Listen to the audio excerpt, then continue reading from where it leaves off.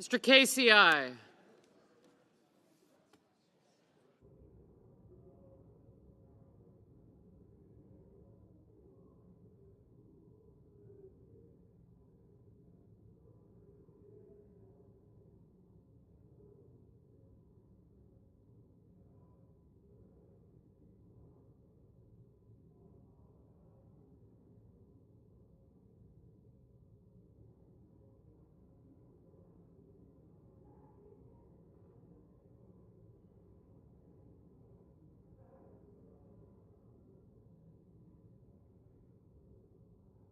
Mr. Manchin, aye.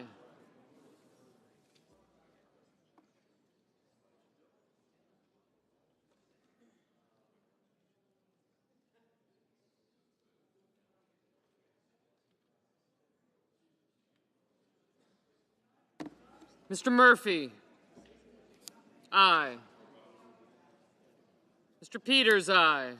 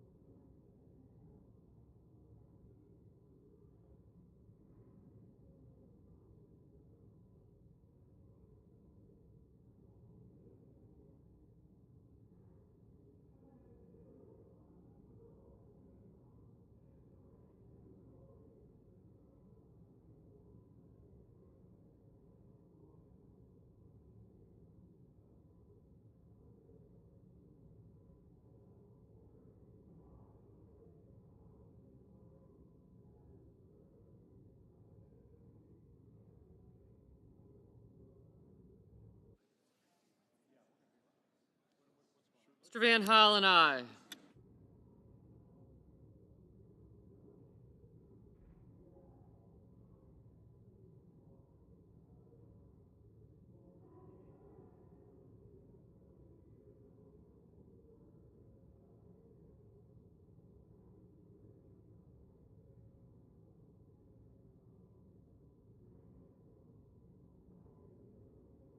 Mr. Vance, no.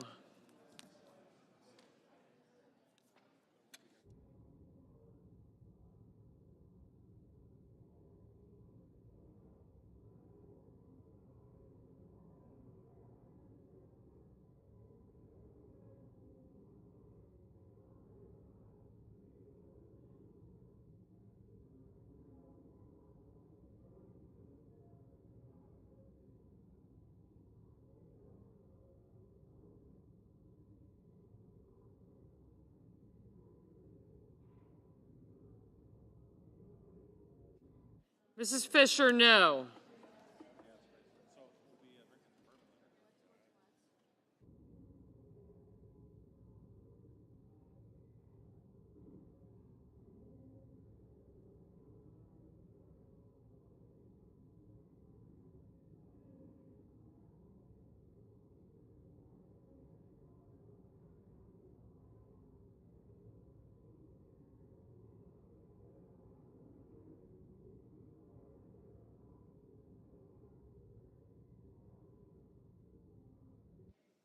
Mr. Cruz, no. Ms. Baldwin, aye.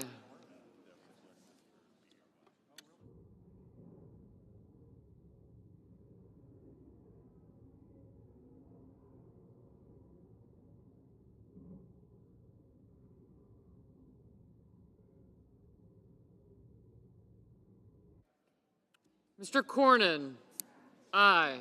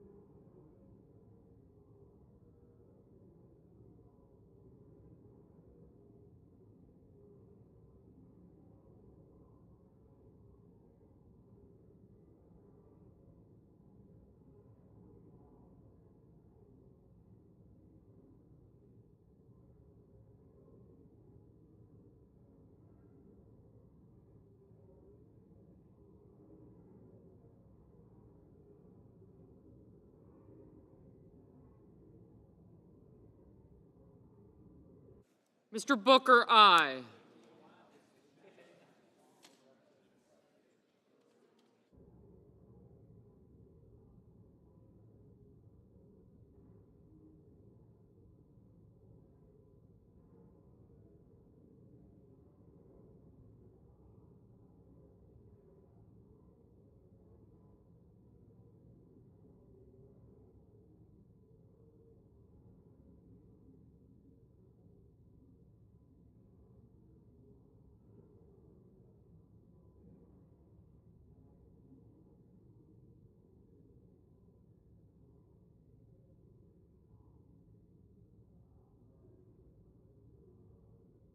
Mr. Haggerty, no.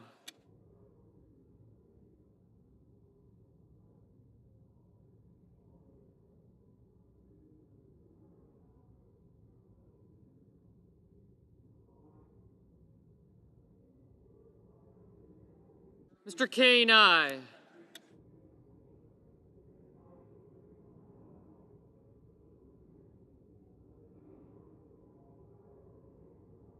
Mr. Grassley, aye.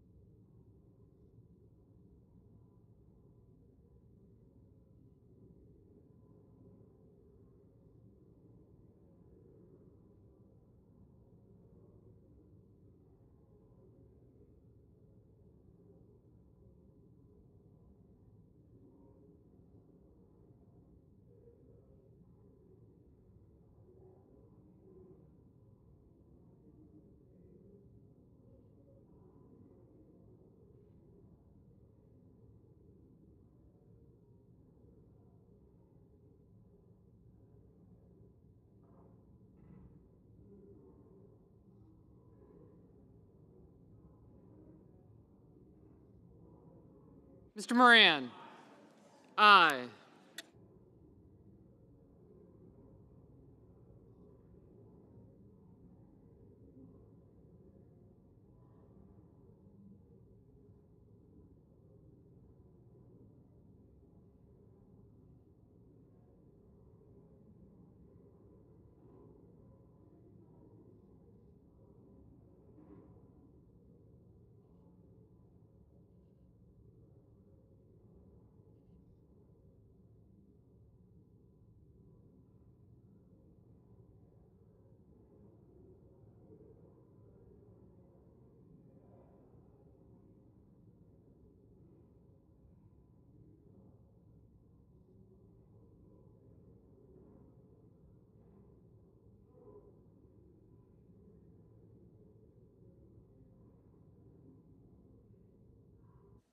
Mrs. Shaheen, aye.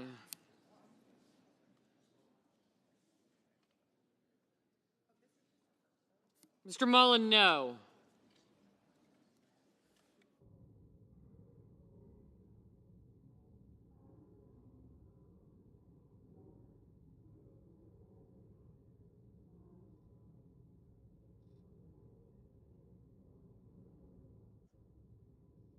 Mr. Budd, no.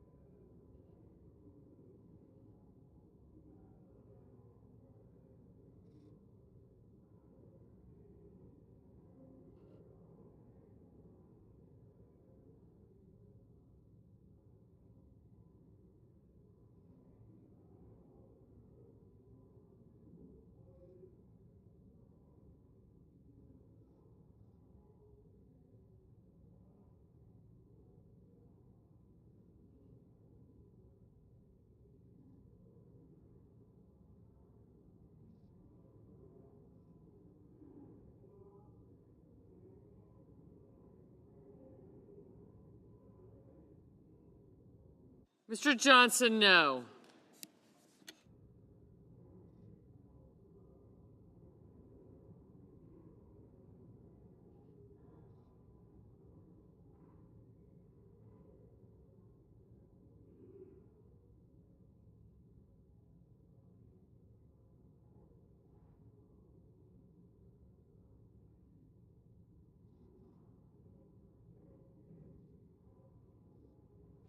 And then when you get here, it'll be...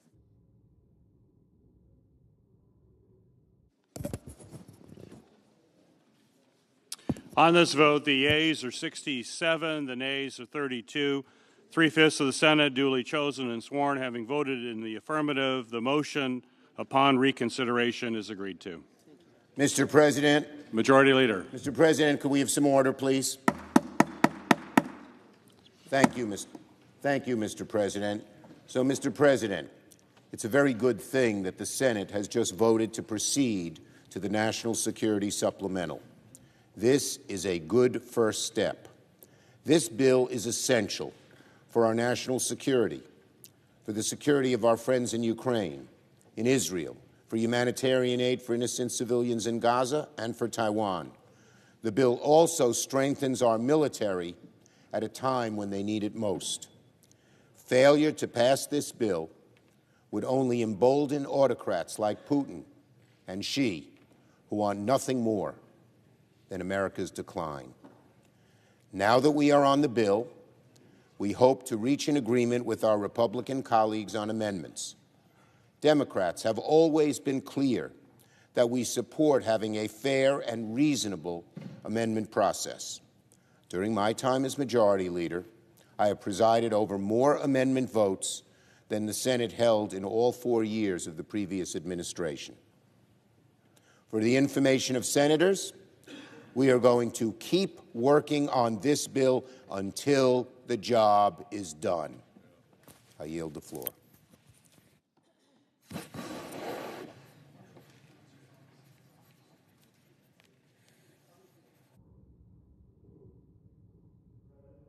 Senator from Arizona.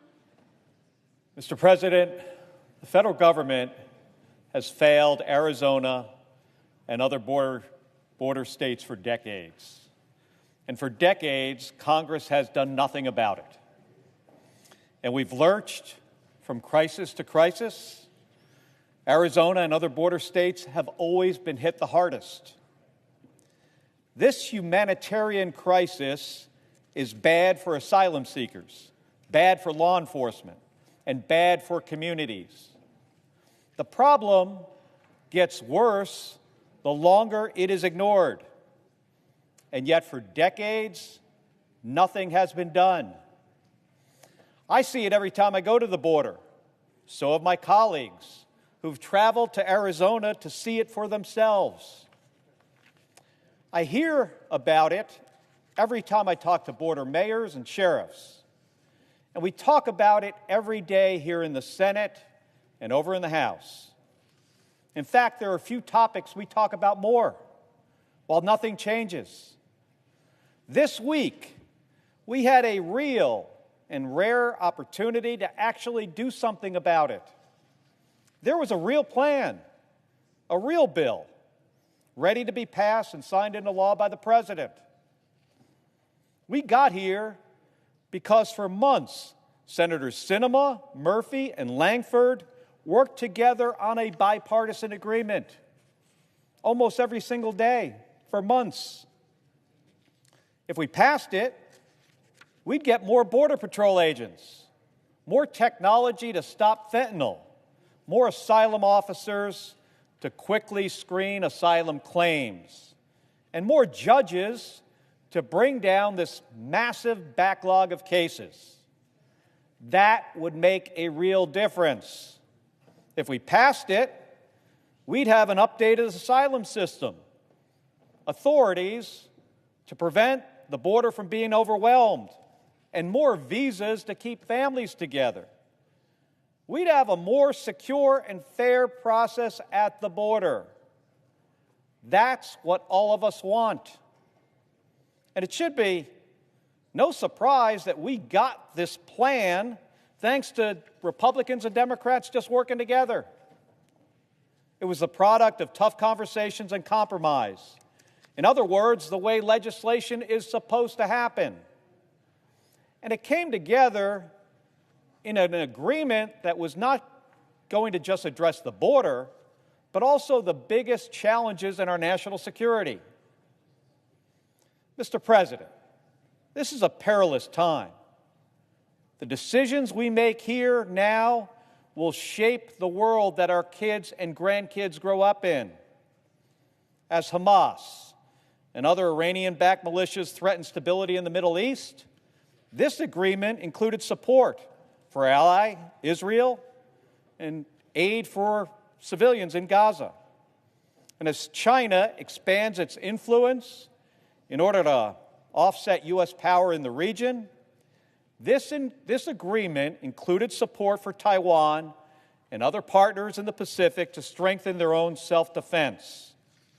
And finally, as Putin wages this illegal war to annex Ukraine and destabilize Europe, this agreement included desperately needed weapons and ammunition to support Ukraine in their self-defense.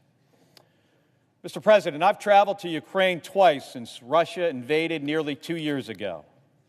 As someone who's fought in combat myself, I was struck by the bravery of their citizens and soldiers in this existential fight that they're facing. Over the course of the last 2 years, armed with support from us and our European allies, they have decimated the Russian army significantly, degrading their combat capabilities. This is a huge benefit to our own national security, and it came about without putting a single American in harm's way. But our previous aid package for Ukraine, that ran out last year. So this week we faced a choice: either provide Ukraine with more support to keep beating back Russia, or leave it without the weapons and ammunition it needs and invite Russia to regain momentum. If that happens, Putin could set his sights on another target, threatening a wider conflict that will be much more costly for the United States. That would be a disaster. So, Mr. President, I'm relieved that we found a path forward to prevent that by advancing these national security priorities on their own. But I'm baffled by how we got here. We took a pair of votes this week. One that included border security and support for our allies, and one that was just support for our allies. It was a lack of support from my Republican colleagues that meant the first vote with border security failed. This, after months of working on a compromise to finally do something about this issue. Every senator faced a choice, an up or down vote. That's why we are here, to make tough choices in service of our country, and to make easy choices when they're right in front of us. Supporting our allies is an easy choice. Securing our border is an easy choice. I understand the politics. I know some politicians see more advantage in shouting about problems than solving them. Well, I'll tell you this. If you come back to my state to do TV interviews at the border, you better be ready to explain why you chose politics over addressing this crisis that's staring you in the face. If you can't do that, don't come back. Because this isn't just a political talking point for me or for Senator Sinema or for my state. It's the reality that we live with every single day. That's why even after this setback, I won't stop working to fix this issue at our border and fix our broken immigration system. But make no mistake, Mr. President, this is a shameful week for the Senate. The American people are watching. They were hoping that Congress could overcome political divides for once and actually deliver. That didn't happen. The Senate failed them. I yield the floor. Mr. President. Senator from Maine. Thank you, Mr. President. Mr. President, there are pivotal times in our nation's history when what we do in this chamber really matters. How we vote may well determine whether people live or whether they die, whether men and women live under the dictates of an authoritarian regime or as free people in a democratic nation, whether terrorists continue to commit atrocities, kidnap children, kill our troops, or are defeated. Mr. President, this is such a moment. This week, General Kurilla, the commander of U.S. Central Command, told me that this is the most dangerous security situation in 50 years. 50 years. The defense supplemental bill before us would strengthen our own military. It would send a strong message to Putin that his goal of capturing free, democratic nations will not be allowed to succeed. It would reassure our closest ally in the Middle East, Israel, that terrorists will not achieve their goal of wiping that nation off the face of the map. It would counter Chinese aggression. And, Mr. President, it would rebuild our own defense industrial base. Mr. President, I urge our colleagues to recognize the perilous times that we are living in and vote for this national security bill. It is critical. Thank you, Mr. President. Mr. President. Senator from Washington. Mr. President, it should never have taken us this long to move forward on this aid that so many of us are saying is necessary. But I am so glad that we are finally here making progress on this crucial package. We have more work ahead to get this passed in the Senate and House and ultimately signed into law, and we frankly do not have a minute to waste. So I hope this vote is the start of moving this package now in earnest, because this is serious. As the senior senator from Maine just outlined, our allies are at war. Civilians are in harm's way. Dictators are watching closely to see what we are going to do about it.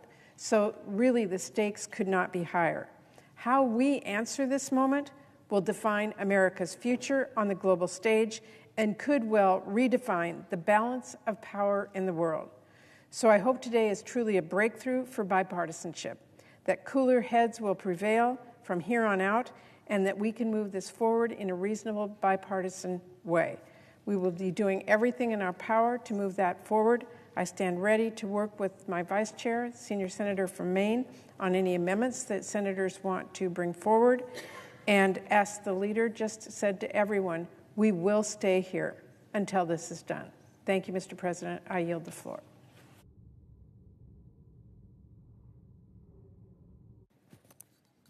Clerk will call the roll. Ms. Baldwin.